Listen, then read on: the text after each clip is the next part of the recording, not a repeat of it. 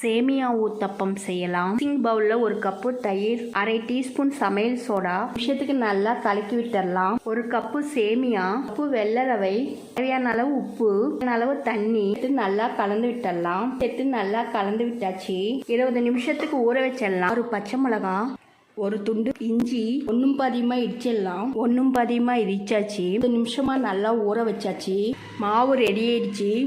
ஒரு table spoon oil, கடுகு, கடலைப்பருப்பு, உளுத்தம்பருப்பு, சீரகம் 1/4 டீஸ்பூன், ஒன்றும் பாதியமாக தட்டி வச்சிருக்கிற இஞ்சி, பச்சை மிளகாய், சின்னதாக கட் பண்ண வெங்காயம், கறிவேப்பிலை மாவுல கொட்டிடலாம். நல்லா கலந்து விட்டுடலாம். இப்போ மாவு ரெடி ஆயிடுச்சு. தோசை தவா சூடே இருக்கு. ஊத்தப்பத்தை வார்த்தலாம். Oil 1 teaspoon. ஒரு பக்கம் வெந்துருச்சு, திருப்பிடலாம். 2 பக்கமும் நல்லா வெந்துருச்சு. இப்போ எடுத்துடலாம்.